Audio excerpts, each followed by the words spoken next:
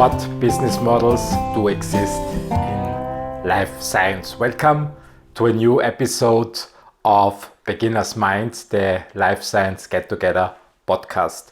Today I'm talking with Thomas Schirrmann from Germany about the business model that exists in life science. Thomas has developed many companies and he has profound experience in the two possible models. One is the service business model. Just be aware, never say to a scientist it's a service partner. It's always contract research. And the second one is actually the traditional drug development business model, in which investors invest several million euros to develop a drug that later is sold to the pharmaceutical industry.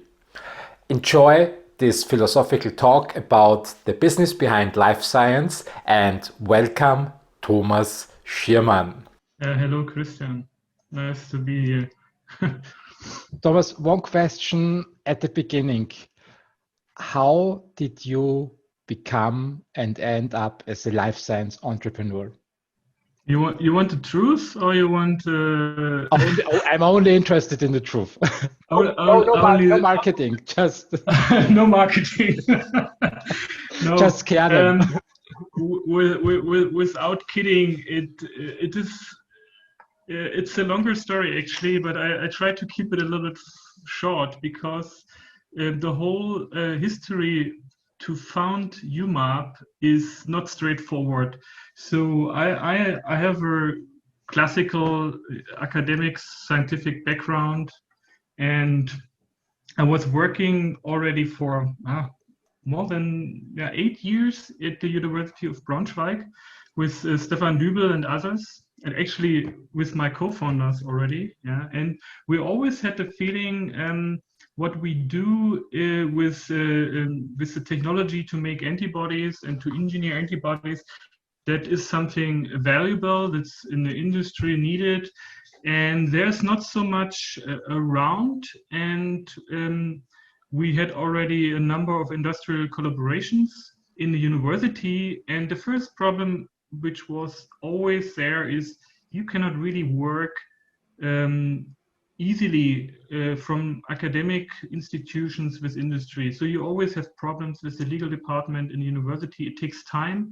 You cannot really start a project within a short time. So it sometimes takes half a year or a year, and that is not feasible. And of course, you of course cannot also make money. And this is maybe not the major driver, but at the end it was annoying, and we thought, okay, let's try to do it very easily. And we founded a small company just for licensing out libraries, and the company is still there. It's the Map Factory, and we realized that this company, which only should license out, it's a technology transfer company at the end, is not sufficient because people want more.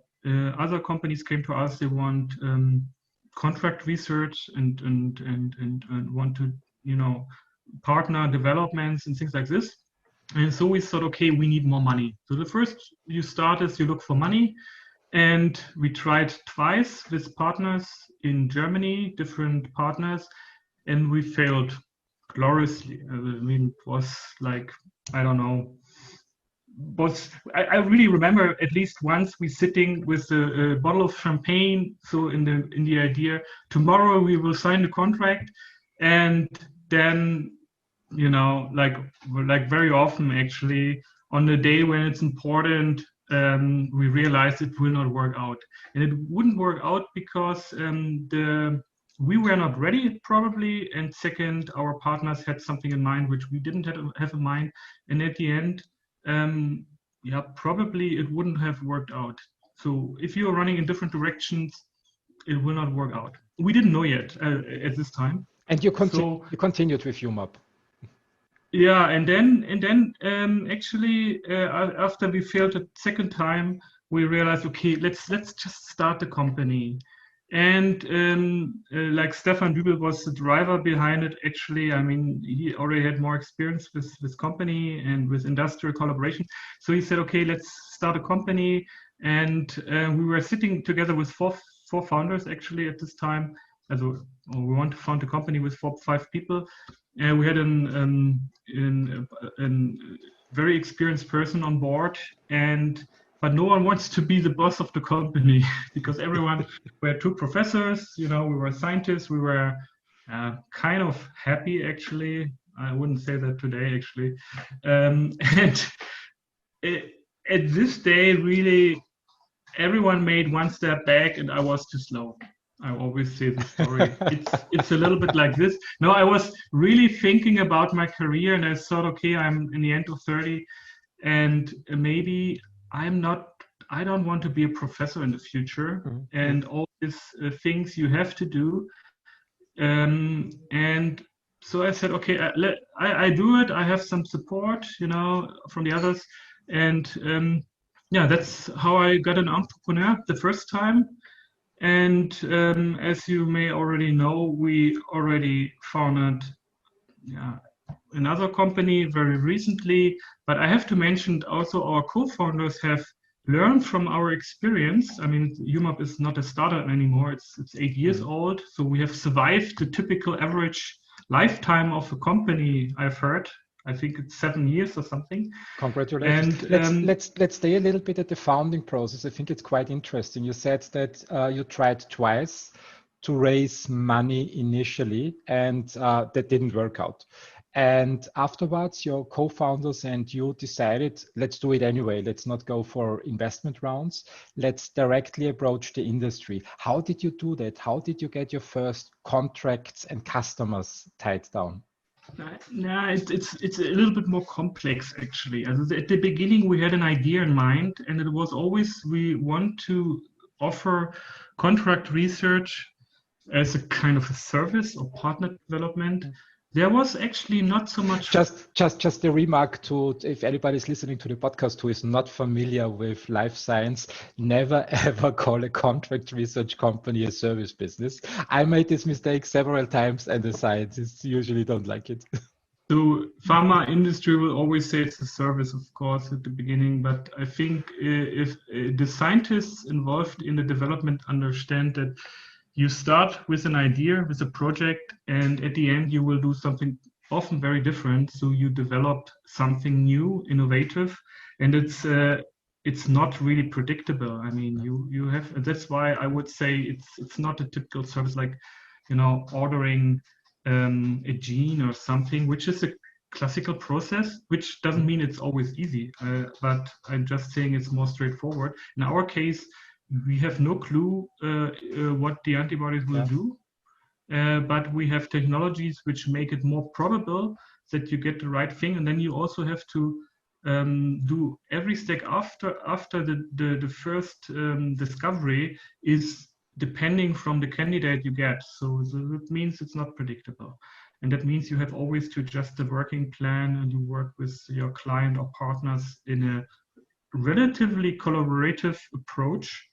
And you often change the project plans completely upon the first results. I think that makes a big difference between a classical service. But anyway, I think to go back, the business plan we had in mind was, we start to work for everyone, and we also work for researchers and so on. It was a very crude idea of everything, and we had the idea, okay, before we go into therapeutic development, we maybe start with something easier.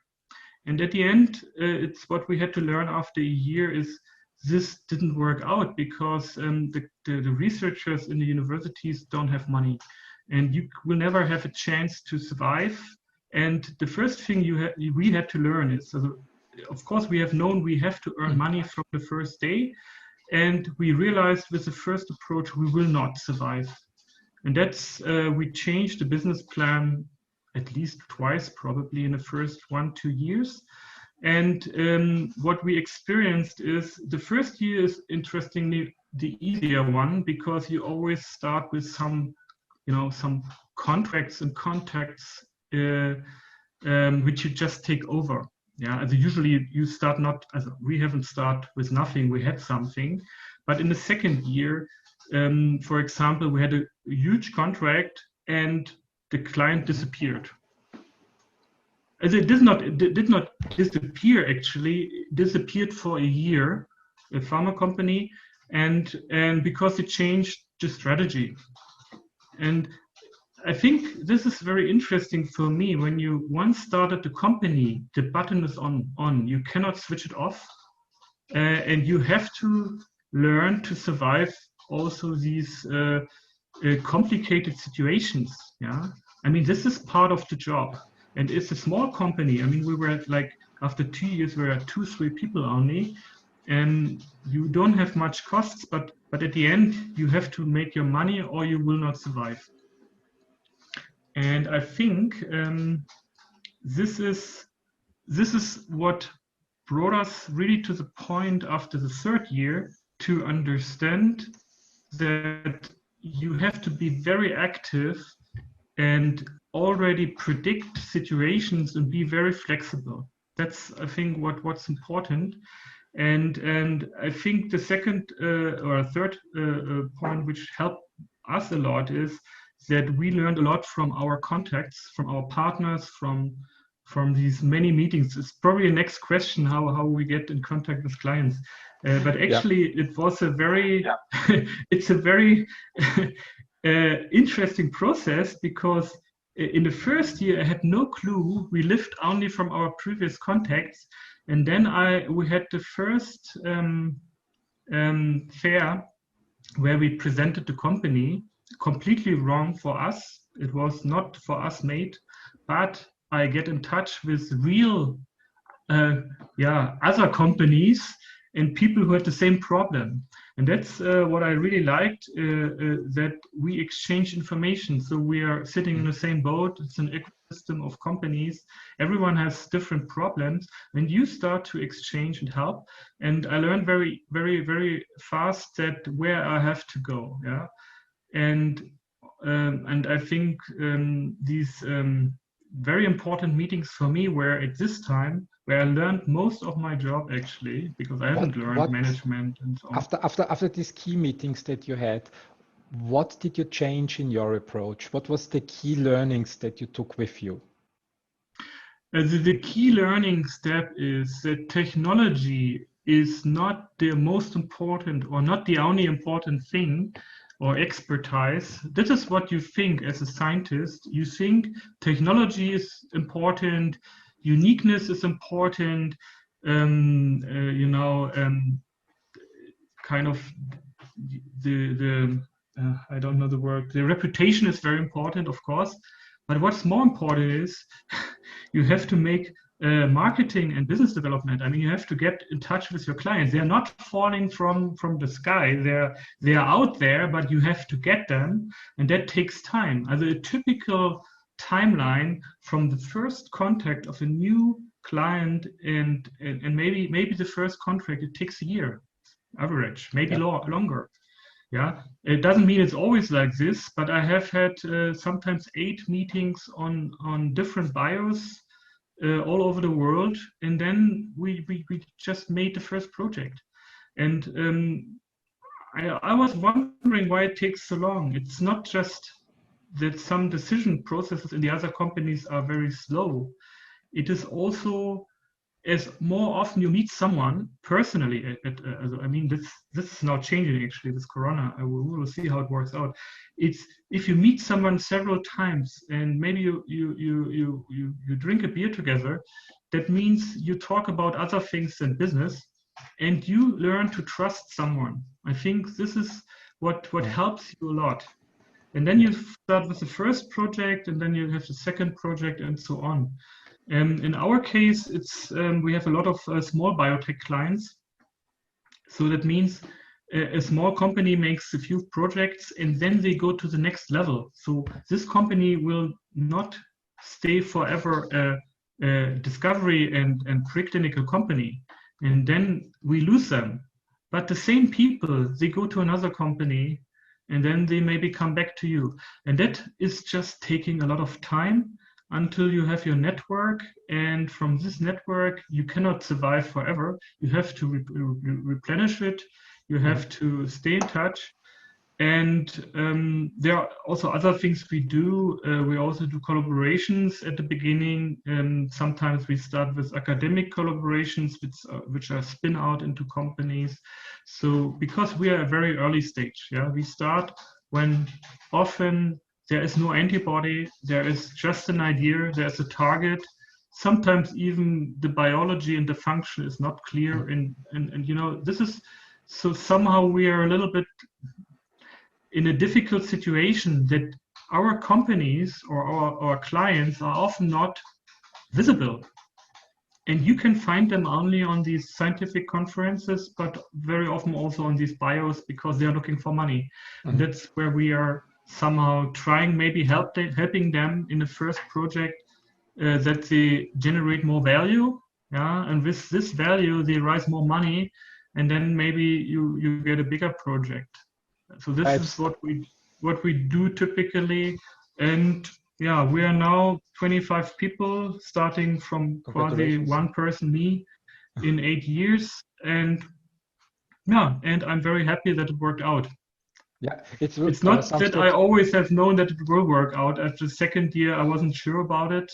I know how it is when you look on your bank account and you see there is not much money left. I know this situation, but when you once survived this kind of situation, you have learned a lot, and you cannot learn it in a university, in my opinion. And I think you do not you cannot read a book about it. It's not standing anywhere. It's just you have to make some experiences. Unfortunately, we are still here in the German-speaking countries are still in the thinking that everything has to be successful. In my opinion, I learned a lot about the Americans, that if you fail, you just have to stand up and give it another trial.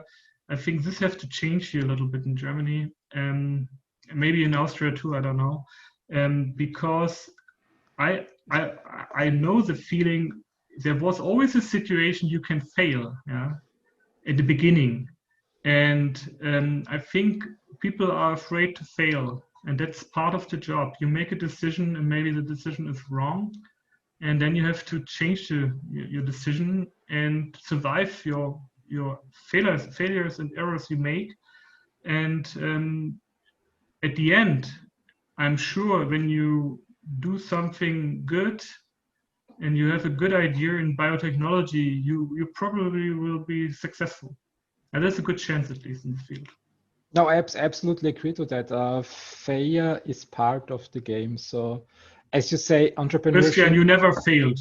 Don't tell me. I've had so many times I stopped counting that. We're not talking about it, I know. No, really, entrepreneurship cannot be learned in school or on the university. I completely agree to that. You have to get yourself out on the field. And I think entrepreneurship has a lot to do with science, or is similar to science, because also, as I see science, it's a process of working through failures. And this is maybe one reason why no scientific inventions started successfully right from the start, I believe, or am I wrong? I can tell you stories.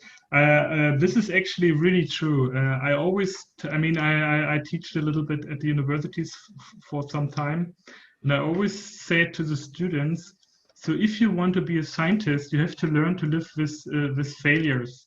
So I think 9 from 10 project ideas are not good, and most of them will fail completely. You have to somehow develop at least 10 ideas to have one successful one. And I think the difference between my time at the university and now is that at the university, you often have a lot of time. And this is what you don't have in industry. So industry is extremely much more pragmatic in understanding that you realize after, let's say, 6 months, this project will fail. I think or you have to invest so much money that you cannot do it. So it has to fail in your hands, and you have to give it up. what I like in business is money is the big equalizer. So basically, compared to science, when you go out on the market with a business idea and it doesn't work out, there is always the zero line on the bank account. You can go a little bit, you can overdraw your bank account a little bit, but that's it. Either you raise money or you convince investors. So you have to learn selling, or you convince a customer. It's the same skill. You have to learn selling. And what I liked in your speech was that you realized quite quickly when becoming CEO of UMAP that it's not all about the technology. You have to have in mind that you need customers and you need to get out there. And what I see in our industry is very often this, as you said, this expectation of this short time frame. So people go out on the market and expect when they put their technology out there at the conference, next day they have an investor and 10 customers. But that's not the case. I believe we have very, very complex projects that just need time to build relations to customers. And you addressed it very well.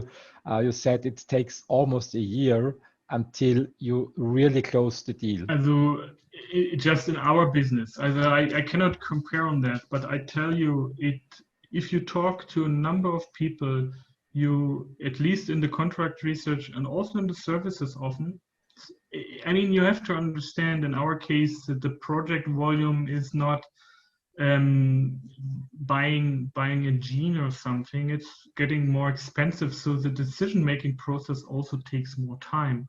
As I mentioned, you have to trust in the technology, and also often our clients have still to find the money, and that sometimes also takes them 1 or 2 years. That's the reason why it takes so long. But what I want to mention is this, what I learned, and I actually sometimes still feel it with my founders, which are still at the university, not all of them, 2 of them are professors, that sometimes they still see everything a little bit through through a very beautiful glasses, rosa-rote Brille, I don't know the English word. What is it? You have no idea. So everything looks better than it is. And I see and say, okay, look, listen, this antibody needs to be improved. You don't have this data. You have to show this and this and this and this. And that takes you, it costs you a lot of money. And then you often realize you're not there yet. You know, you're still far away from there. And if we plan things from our side, we already understand it costs us, let's say, $250,000 to get there. We don't have the money today. We cannot make the project. We don't start it. Yep. Yeah? And that's a little bit the difference. And I also realized we have a number of academic collaborations, and we learn at a hard lesson how sometimes when we're talking and negotiating conditions about the exploitation of the results, how high their idea at the academic institutions. It's not even the scientists, it's often also the technology transfer who believe that this is already a multi-million blockbuster, whatever. And I realized, guys, there is I think a 0.2% chance that a preclinical candidate goes through until it gets to a multi-billion-dollar market. It means we have to make 500 projects together. Maybe one makes it. Yeah, we cannot make it 500 projects, but just statistically, yeah. And I mean, mathematics is typically not lying, and of course, these are not only numbers, but it should equilibrate. And if you calculate the risk into the numbers, you get out with a much more fair compromise between the partners. Yeah. Because at the end, you cannot sell it as is. You still have to invest another $500,000 or something, which actually we also don't have. So we have to find partners, and they also want to have fair conditions. And then often you stuck. You stuck sometimes half a year, and do not move forward because no one really understands what is the real value, not the expectation. And that's, you're right. The market at the end decides. You get the money, you are maybe lucky, yeah, or you sell it in the right way, or it's really valuable because someone else gives you the money for that. But I was listening to a podcast of Gary Vaynerchuk this morning, and he says the market is always right. So when you fail, if somebody fails, the market is always right. It's not the entrepreneur. No, I do not agree on that. It's very often right, but the market sometimes also runs because of unknown reasons into the wrong direction. Yeah. And this is actually the interesting part, where I believe if people understands where the market will, over a very long time, will have right, because things which are not successful will not survive. But I think sometimes these are actually the interesting gaps where a lot of people running in the wrong direction. The typical way is everyone wants to make let's say a checkpoint inhibitor, PD-L1 or whatever. So there are hundreds of projects, yeah? But no one, we may have at the end maybe 3-4 drugs on the market, maybe 6 drugs. So to be realistic, most of them have no chance to survive. But others may have a different angle and see something which the others don't see. Yeah. And they prepare the market, but maybe in 2, 3, or 5 years. And this is actually also, I think, there's a lot of opportunity, but there's also a lot of risk. Also, I take an example from not from biotechnology now, from life science, but remember we before the smartphones, we had already these kind of PDAs and things. They were never really successful. So they prepared, they had already capabilities which we could really need, but the market was not ready. The technology was not advanced enough, and the market was not ready. And then within less than a few years, everything changed. Yeah. Today, I wouldn't develop a new smartphone probably anymore because this is already saturated the market. I mean, sometimes I think Apple paved the way to the smartphones. And Definitely. what I like in the Apple case, and I think we can learn a lot also for life science, even if it's a different industry, is that it must not be rocket science sometimes. It must not be the best possible solution that wins the Nobel Prize, that makes or that survives on the market. Right.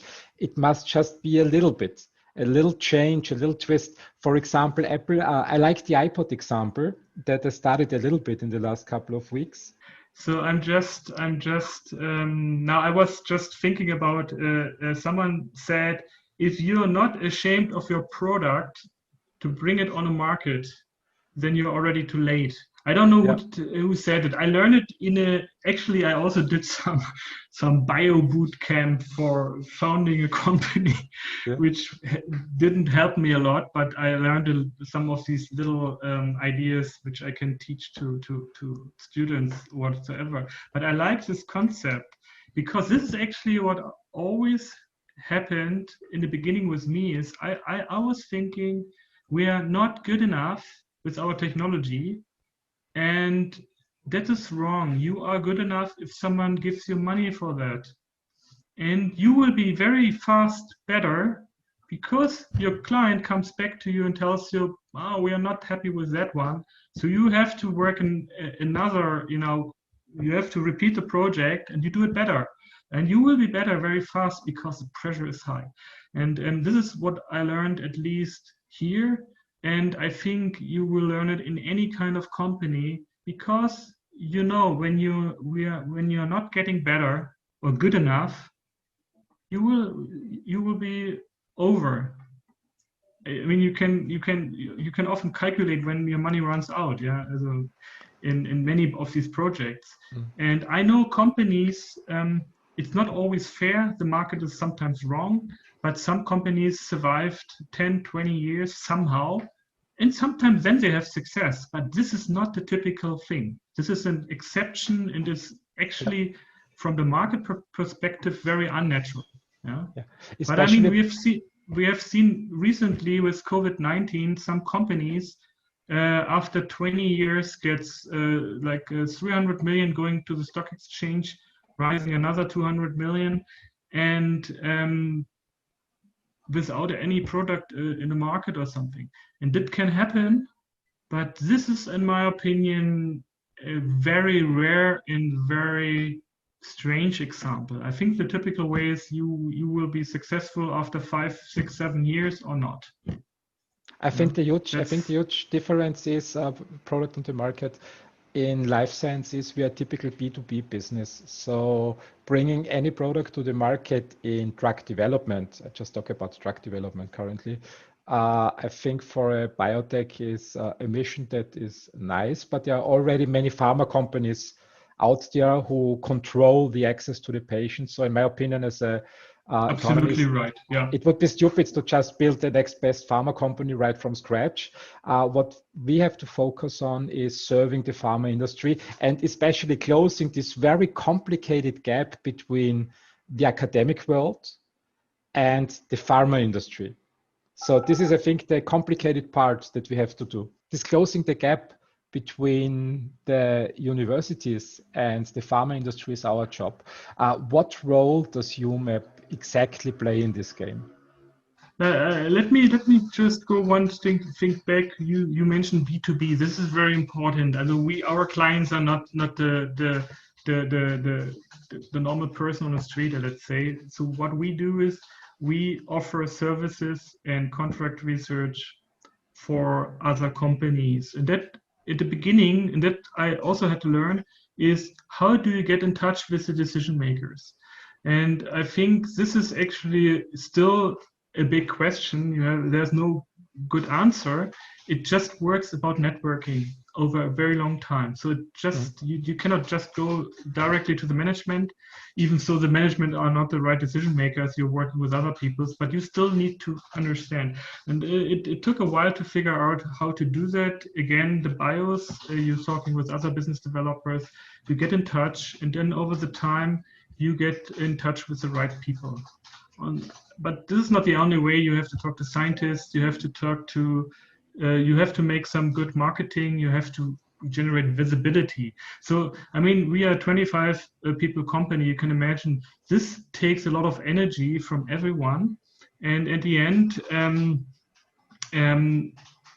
you often don't know if what you did the last year had really impact on new clients. This is extremely hard to measure. So everything I learned about marketing is actually, and I have not understood nothing about it, because the typical rules you can read somewhere in a book or you can hear from other people do not work out. So that's why I'm still going, if I can again, going on these partnering meetings because of two reasons. Because I get in touch with the people, I understand everything we do, but also because I have to increase our network. And that's what helped actually that on this fundamental strategy, I would say our success is based that we were going out and talking directly face to face with other people. I completely agree to what you say. I think there is no rule book in the world that describes the business models in the life science industry. All the books that I read at university were structured for typical B2C business. And when I think about the books that were structured for B2B, it's mostly digital world, but this world works in a different way. In our world, you mostly need the trust, you need the credentials from university that you already achieved academic success. You have to understand a very, very complicated industry. Pharmaceutical development is not easy. It's not for everybody. And on top of that, you need the network. And this is what I perceive when I talk to young entrepreneurs, is very often forgotten, that the people need the network, and usually the persons who are 20, 30, 40 years in the industry do have the network. So do you also work together with, do you have an advisory board or rely on people that help you to get in touch with other people?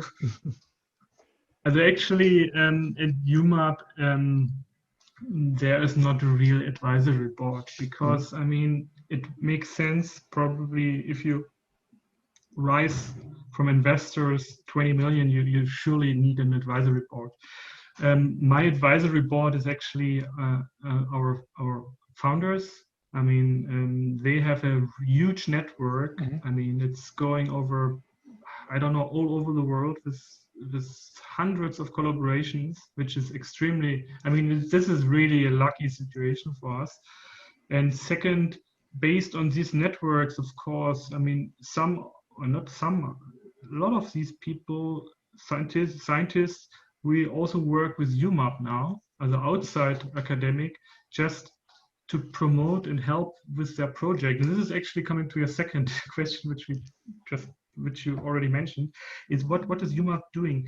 UMAP is maybe not as a major business component making money, but we are also helping with our capacities, our partners, academic partners in our network, with some of the projects, and this is actually maybe our scientific academic heritage, which we still preserve, is that we also see most of the innovative ideas come, usually, not all, but most of them, coming from scientists in these institutions. So because it's just a numbers game, I mean, they have time, they can do 20 years of research without going to be bankrupt. They have a huge network of people, and they have only one problem, and they usually running out of money and capacities and technologies in the moment when a commercial exploitation comes into reach. However, it is still a huge gap which they cannot close. And I think in America you can see maybe there's a different, it's a different culture. A lot of these scientists often have learned that this is also a way of going out and spinning out a company. Here in Europe, I would say this is not so typical. And that means you have to really close the gap until you have a technology or an asset which can be licensed out to a company. And we all know it's extremely complicated to license anything out which has not at least some really fundamental preclinical data. Typically, I would say an animal model or something, and maybe have also reached a certain degree of, let's say, readiness. For example, you already should show some, at least preliminary data that this asset, for example, an antibody, for example, could be developed into a clinical compound. Sorry to interrupt you, I would like to add something. I completely agree to what you say. I think in Europe we are lacking behind in terms of tech transfer. So there is the right place for a technology over its development path. So that's why we have a value chain. When I think at the university, I think it's the right place for designing the concept only. The mindset on the university and the success criteria usually are publications and patents. So I only see those two.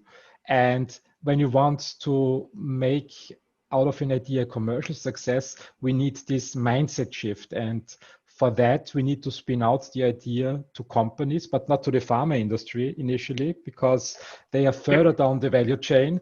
They are proficient in taking prototypes, perfecting the prototypes, getting the last studies done, filing with the FDA and the EMA, and bringing the product to the market. But in between, there are these people, and this is a completely unique mindset, who understand how to take a concept and make the initial prototype out of this concept.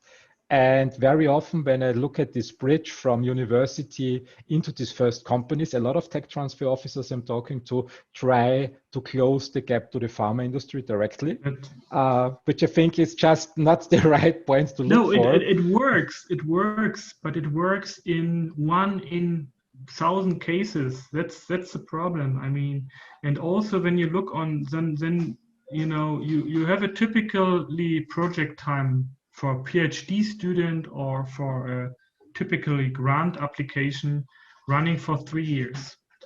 which is actually a long time. But if you see how inefficient it works, because you have a new student who needs a year to learn the technology, then maybe you're realizing the project is not perfectly designed. So in 3 years, you can do what you could do in industry in a year or even faster. So, but the industry is not doing it because they will not invest in something where they have no idea if it ever works out. That's why we need also this academic research very urgently. But then the PhD has finished, the project has ended, you have to write an exploitation plan or whatever. So what you do is you write a patent application on a level which is often not good enough. Not to say it's often very far from being good enough, yeah. And instead of investing another, let's say 200,000 euro or something to make it better, the universities have no money for that.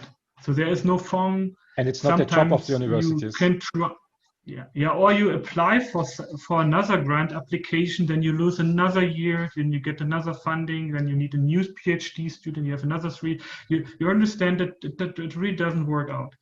But you have already a patent application which is running, and it's losing with every year, it loses value. So, and that's why this has to change somehow. I have no solution for that because it's still out of our focus, because it should have been done already at the university, or they have to partner it early on and then share it. But this is not happening really. What is now UMAP doing?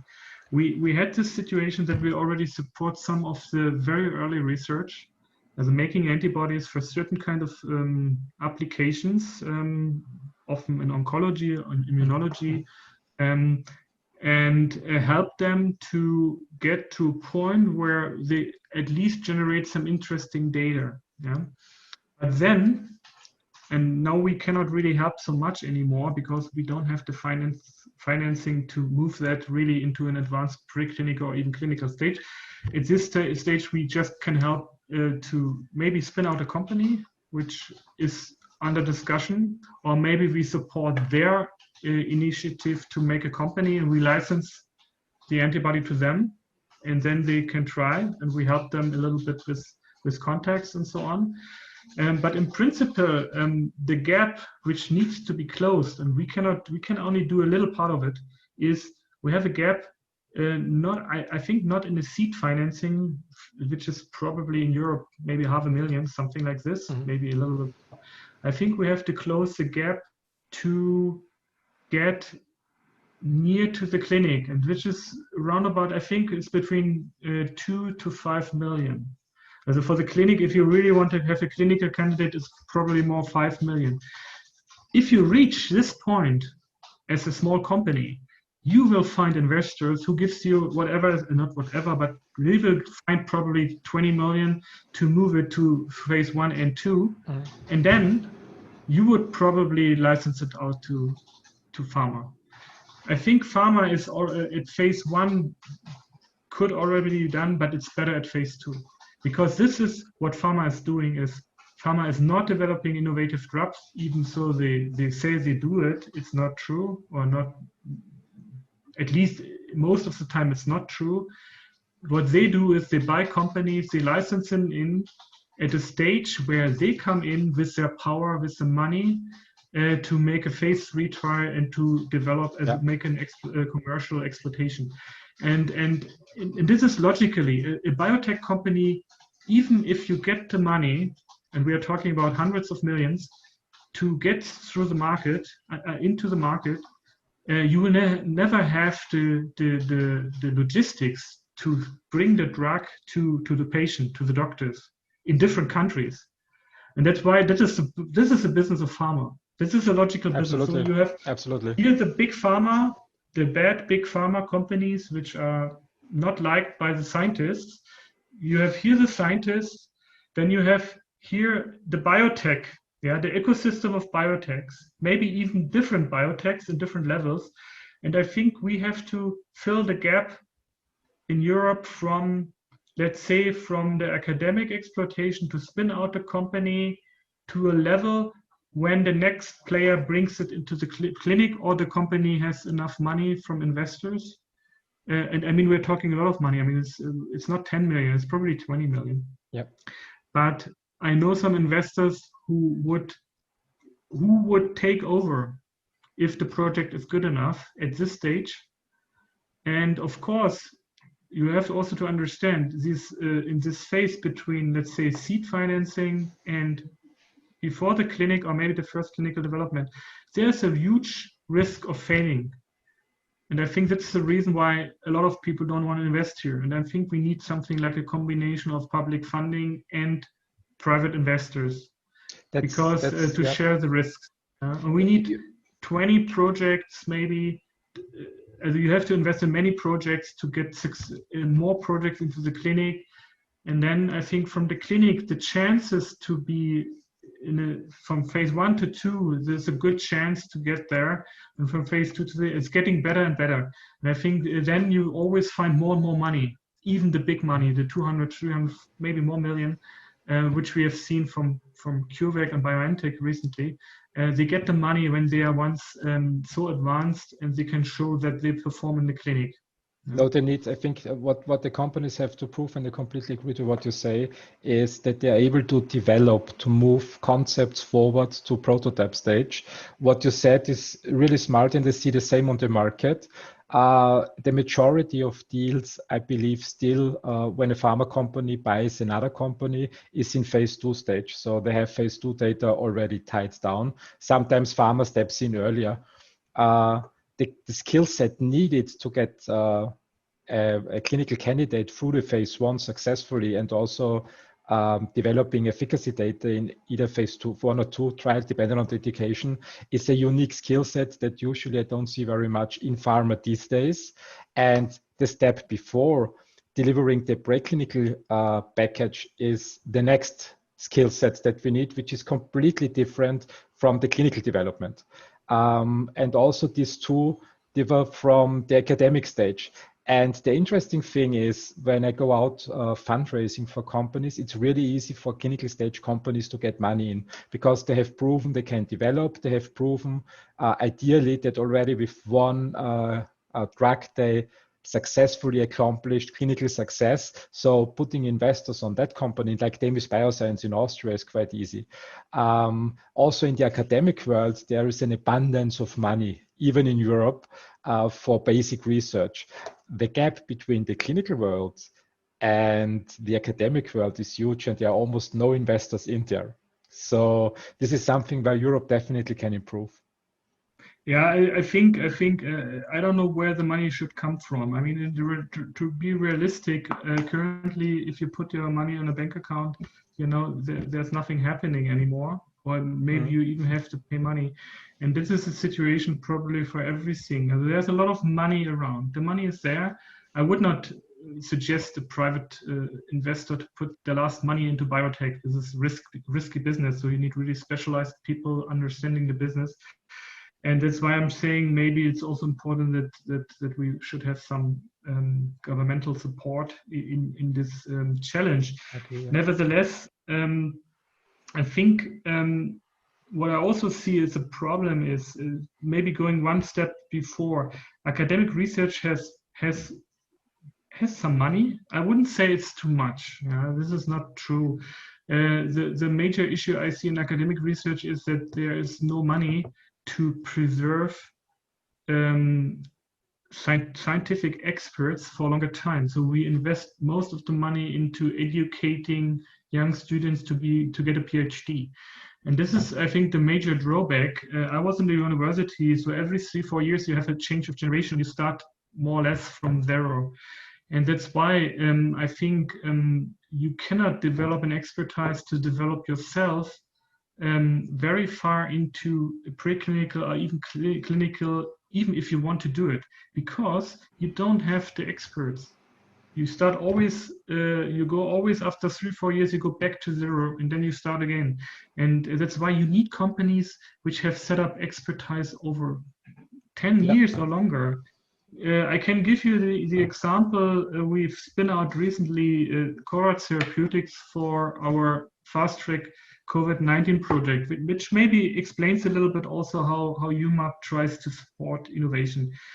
This is initially in March this year, when everyone was under lockdown. People in Germany, our founders, Stefan Dübel and others, decided with some clinicians from Tübingen and from Hanover, and also people from big pharma industry, actually, not the management, but the scientists in these big companies, get in touch and said, okay, we can do something. And then they started to develop a strategy to develop. We can make fully human antibodies, we can make patient libraries, so everything was there. And then around about end of April, we had already the first fully neutralizing antibody candidates, even earlier actually. And we spin out the company because we didn't get any funding. So this was a little bit the situation why someone had to spin out the company. And I was then the person who said, okay, if no one wants to do it, it's again like how I got the CEO of of UMAP. I became the founder of, or UMAP get the founder of the new company. Mm-hmm. And also because we already had some political support from our region and so on, that they put some money into it, and we found the company. What I now realize, how many people are involved to develop this clinical. We have now a clinical candidate which is under development. It's now going into GMP after less than 6-7 months from the scratch. Yeah? And how many people are sometimes involved? A lot of people haven't worked without funding, just with some support of their own companies, or because they want to do it. And but it's a huge number of people. So we're talking maybe about 50 to 100 people. Mm-hmm. And the Core Therapeutic has now a CEO and no one else. Yeah, you understand a little bit the situation. And so to translate this situation back to our situation in academic sciences, there are no 100 people who can develop something in any university. They are not there. So what you can do is only you can accomplish some experimental results.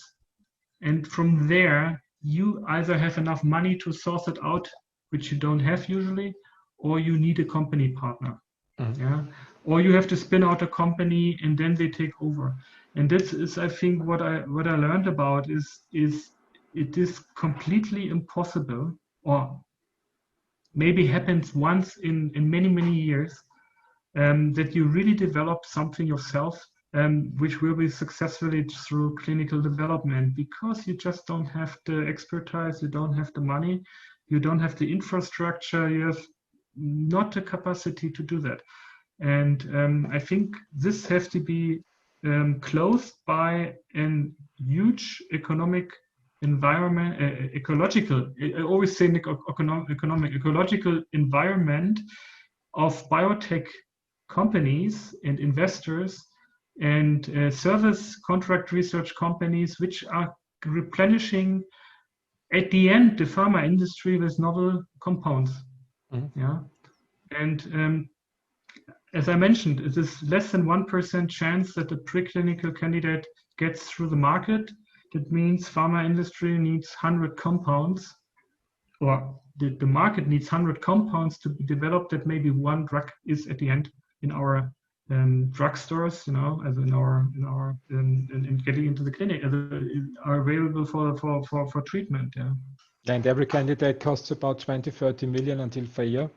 So I completely see it the same way that you do. What I like in the industry, when I talk to people, they always talk about these small biotech companies. So you have 5-6 people in the company, and then they get hundreds of millions. And then the question is why?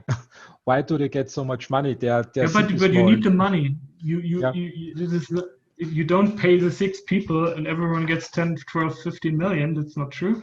You have probably a good income, but I think the most of the money goes to external partners. I mean, just let's say a simple antibody developed nowadays, I would calculate rather 10 million than 5.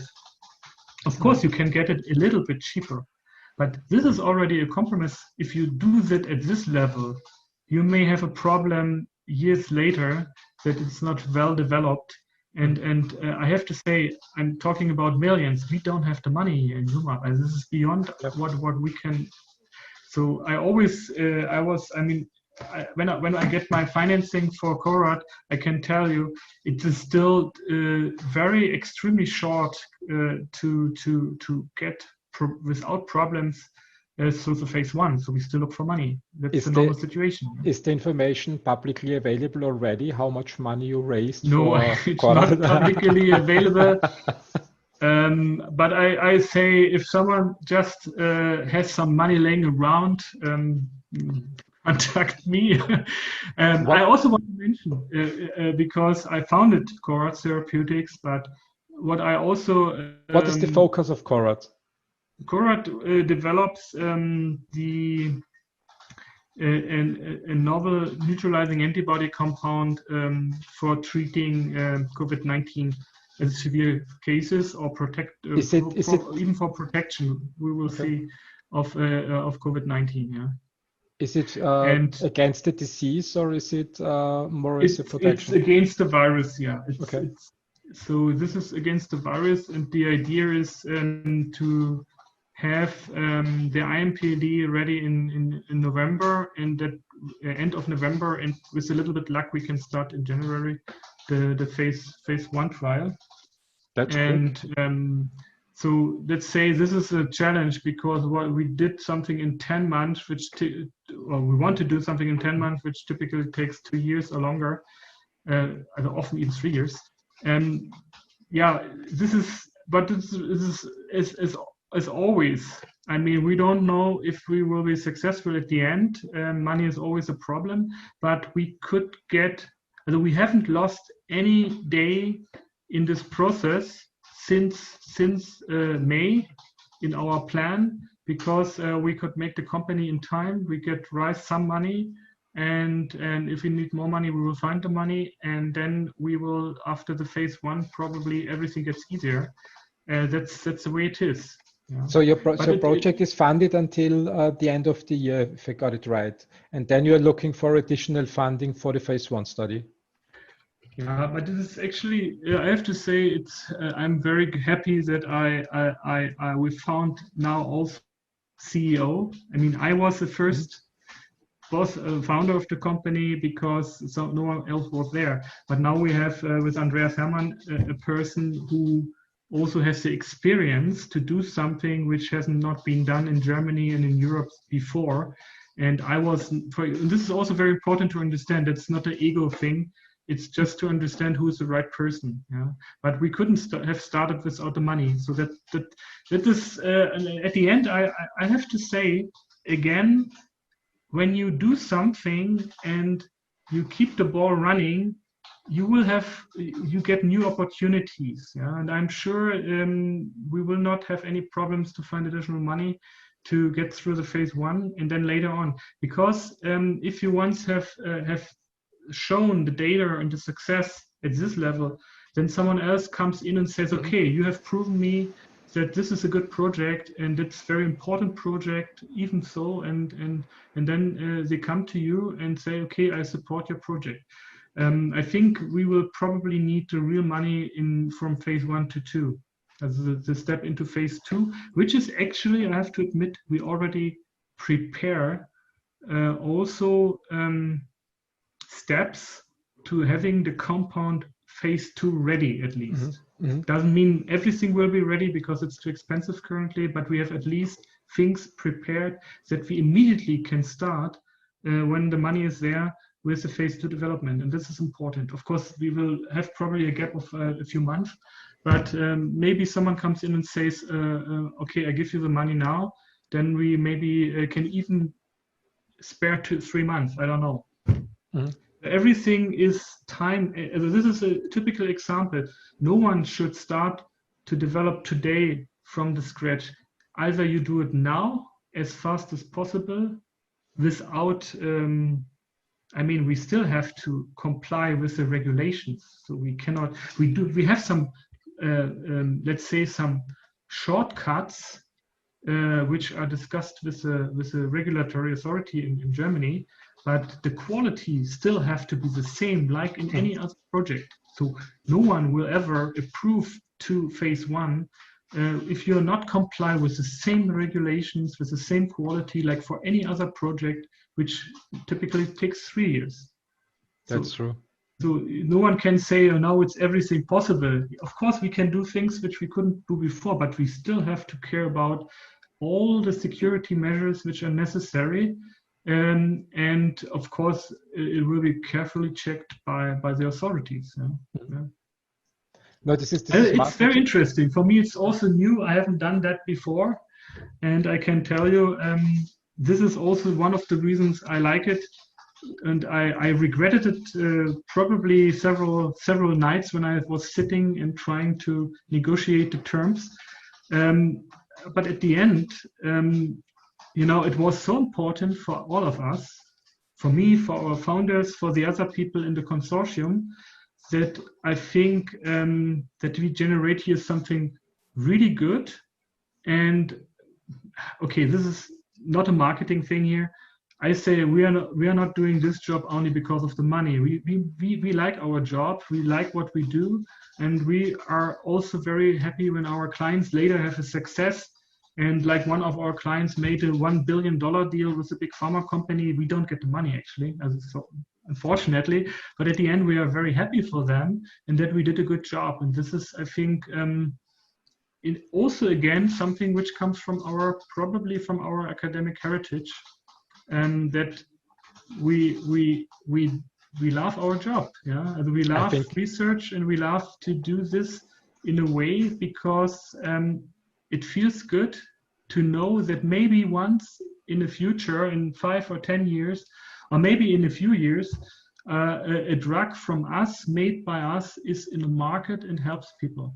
Yeah, I completely agree to what you say. I mean, studying successful people, success concepts, and successful businesses is something I'm passionate about since I was a kid.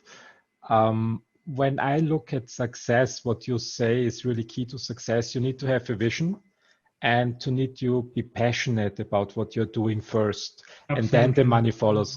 Everybody that I saw, really almost everybody that I saw who started something because of the money, or said, in pharma, there is so much money, I want to get rich quick, it simply failed.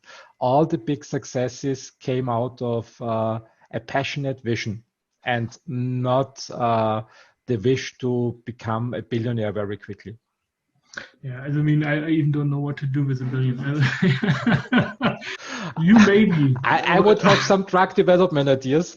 Yeah, for example, when we make $1 billion, we could take this $1 billion and invest it into the early stages of development where the risk is very high and money is very scarce. It's just a statistics game.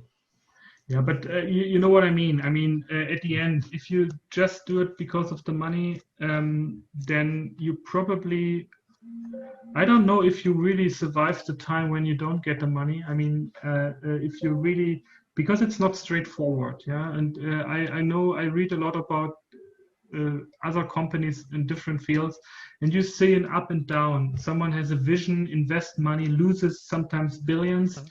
And then started new. I appreciate those kind of visions, yeah. Even so, I don't like the type of people sometimes behind. But I think what I like is they try to move ideas forward and change the future somehow, yeah, without getting a God complex or something. I mean, but without these visions, we would stuck into the same system. And this is actually what I often realize. In our culture in Germany, I often realize that people are very happy with having a house, a garden, a family. That's it, accomplished, and then die or whatever. I don't know.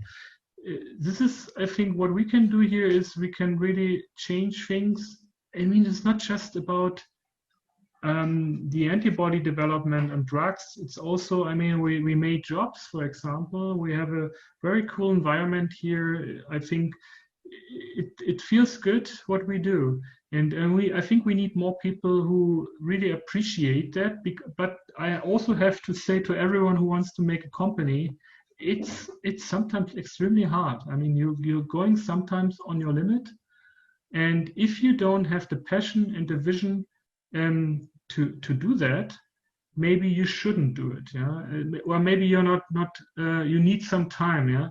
Because I have to say it took me a while, maybe a year or two, but then I really made the change and appreciate my decision.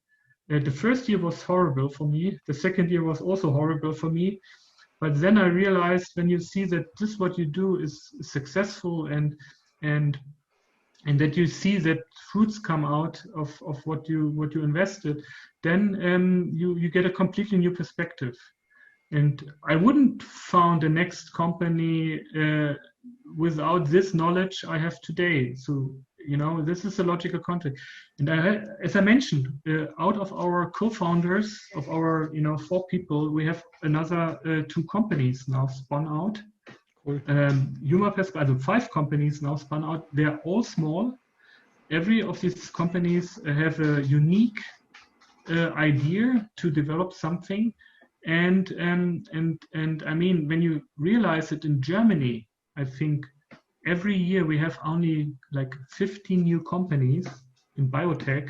Okay. That shows a little bit the problem. I think we have not this entrepreneurship sounds a little bit, I think, always too high. I don't feel like an entrepreneur, but I think we are scared. We don't teach students to don't be afraid to risk to make a company. And of course, we have to support it more, because I can tell you, when you make your company, there's a lot of bureaucracy, there's a lot of boring things to do, there's a lot of stress. I mean, as a CEO of a company, you are responsible. So sometimes you have to solve problems, and it's getting sometimes even a little personal.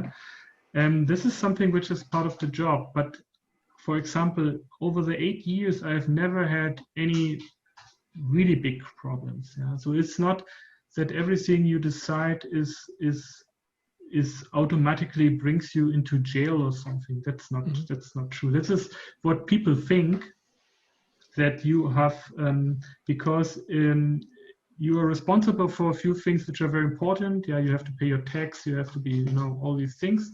You have to pay your people, your employees. You have to pay all the social things and so on. But at the end, I think as a CEO, your responsibility remains relatively calm in a way when you're very careful to make decisions. But you have to make decisions, and all the time. And I make a lot of bad decisions, but in overall, when you see that the company is successful, you see that I make more better decisions than bad decisions. I think it's from Warren Buffett. You don't need to be 100% right all the time. It's enough that your decisions are right 51% of the time, so you can then still live with the 49% bad decisions.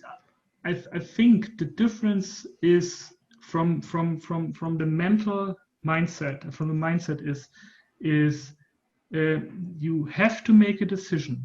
My biggest mistakes I did for this company were that I waited too long to make a decision. Mm.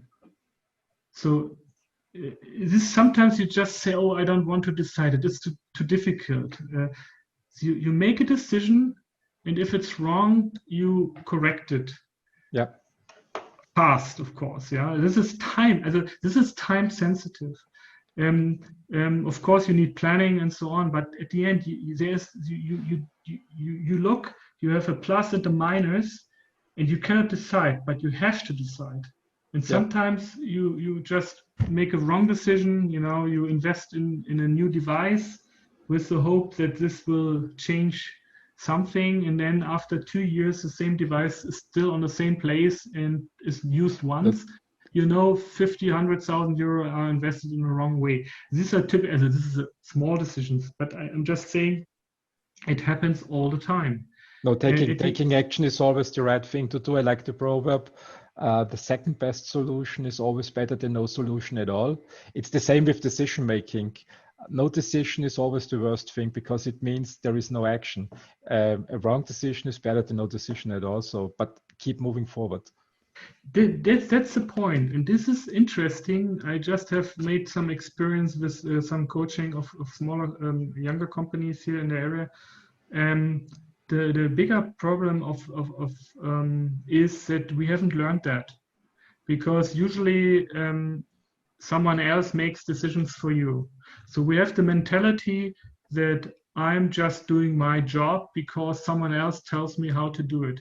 And that is a different, when you make your own company, there is no one else there anymore. Mm-hmm. And even if there's someone else who is supervising you, you are still responsible to make the decision. And you should really carefully make your own decisions and maybe also decide differently, because at the end you're responsible. And this is something we don't learn, or at least I haven't learned it, and I'm true, but it's possible. Even with when I started, I was 39. So I'm just saying it is something you can always learn, and I think it's worth doing it. But yeah, of course, if you go to a big pharma company, you have a good job, you earn your whatever, you buy your house, everything is fine until you get pension. If you get pension, actually, then it's also a way of living. I mean, I have no problems with that, but I think I appreciate very much that we can change something, and it's I have also to mention that here. It's not just me here in the company. Yeah? As the company only works so well because it's a good team. The founders are 100% trustworthy. So if I make a wrong decision, there's no one behind me and takes a knife and gets rid of me. So I have also the freedom. I tell you, with investors in the back, it looks a little bit different. I learned it also the hard lessons. Just very recently, that things getting more complicated, so I have less freedom there to do. I have to be much more careful. And you know what happens? It leads to a slower progress, especially in our fast track program. So, and that's bad actually. So this also, I also want to mention to the investors, you also have to trust into your team. Yeah. So they have to make the mistakes. Of course, you should not kill the company, of course, but it's also important that not every decision has to be directly answered by, oh, you cannot do that because we haven't agreed on that. Because if you do this, you have to make a decision often in a day or in an hour. You cannot always get an agreement of all the shareholders, and that is something I think. I haven't figured out the right way to do it. Maybe in the future you have a better preparation. In this case, for example, I've learned that we often react extremely fast out of an opportunity. Let's say it this way. It's not chaotic like it sounds. You talk to someone, you have an opportunity. He says you have 5 minutes to decide. Let's say maybe you have a day or two. You make a decision, and maybe it changes the whole company in a positive way, or doesn't harm the company anyway. If you always have to, ask everyone and make an agreement and a compromise, you will not have much fun in it. But that depends from many things you often cannot control. I think investors need to be on board, and they need to give the team enough freedom that they can do, or maybe support them even in a different way. I just say also, I think I've met a lot of investors actually in the last year. A lot of people want to have asked us if we have a project or we want to invest something in our company. We haven't done it yet actually because of reasons, because contract research is not the business you really can get investors involved, but there are investors also doing that. I'm just saying I've learned a little bit, and I've also realized that sometimes the investors are really important to change the whole company. So if a company starts, let's say, since years with the same business and there's no movement, investors often also help not only with money but also with expertise to, give it the company a new turn into the right direction, and then the whole company can really again grow and flourish. I think that's why I think we really have to work together, everyone, investors and team and also, not to mention, with the COVID-19 project, we also need also some political work, with the lobby work with our politicians, because, just a brief example, I always explain what we do. I have the feeling, even my bank, for example, I always explain what we do again and again. It's not their expertise. It's a different world we are living in. Yep. And if you ask someone on the streets, do we need biotechnology? You say, what's that? I don't need it. I don't need biotechnology. Of course they need it, but they don't understand that this might be the cancer drug helping you in 10 or 20 years, or it's whatever that is. Maybe drinking a beer is biotechnology. No one really knows that. Yeah, that's a little bit what always is funny when I say we have a biotech company, and then they're looking at me and say, okay, whoa, what's that? What's that? Who needs that? Who needs that?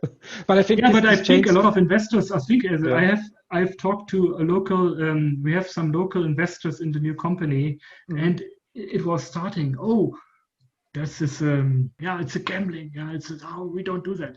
I said no. It's there's a logical consequence. You invest now, and then later you get out of the company when the next one comes in, and there's a kind of rationale that you can also get your money back with a certain kind of profit. And that's something now they understand, that it's fine, yeah. But the first is, it's gambling. We don't do that.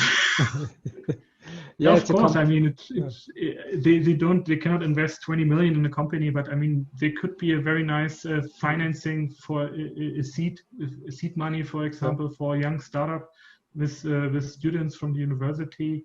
You have some local business angels. Why not? I mean, but biotech. I heard once biotech is the Formula One of business models, so it's not the easiest one. Thomas, I think we can talk endlessly. Yeah. Congratulations to your success. I took from this interview that you founded 5 companies in Rumour. I didn't found. I founded 3 companies, but my co-founders have another 2 companies. So out of the UMAP universe, 5 companies. That's nice. That's good marketing. The UMAP universe. Yeah, I will use it. You have 25 employees and you're doing a great job. There is one final question that I would like to ask you. So if we could assume that you have a time machine and you could go back in time and talk to your younger self. So the moment right before your younger self sign up at the university, what advice, what would be the most important advice you would like to give your younger self? It's actually a very, very simple answer, unfortunately. I was growing up as someone who's kind of everything was paved, family, good education, then everything was straightforward, but always well defined not by myself, but by people around me. And it was easy for me to live with this situation. And I realize now, 15, 20 years later, that I should have made earlier my really own decisions. I don't say suggesting founding a company, because this probably really needs some time. Maybe I really appreciate people with 20 years of age, very young, and making a company. I'm sometimes asking myself, how can they do that with no experience? But I would say just to say, okay, I have this vision, follow it, and don't care so much about what others around you want from you. Just do it yourself. And there is, I think, a good chance that you maybe get an entrepreneur. But this is something I still have to say. I always want to be a scientist. And after 20 years of academic research in universities, I just realized it's not what I want to be. I want to be a good scientist, but I want that my work somehow gets into patients. So I always want to do some biomedical, and you cannot do it at the university. But I'm not sure if I really want to change everything and say, okay, Thomas, with 20 years or 25 years after your university, just make a company. I think it is good to have the time and research, and maybe also being just a good professor somewhere. I don't know. But you have to do that by yourself, and you have to make the decisions by yourself, positive and negative. Thomas, And not blame the others for bad decisions, because it's your own decision that you don't do it yourself. That's true. That's true. I can absolutely agree to that. Thomas, thank you very much for this interview. It's amazing what you and your co-founders are building. I wish you all the best, huge success, and let's stay in touch. Yeah, thank you, Christian. So Thank bye-bye. you. Bye. Thanks for listening. Please share the podcast and make sure you've subscribed. Have a great day.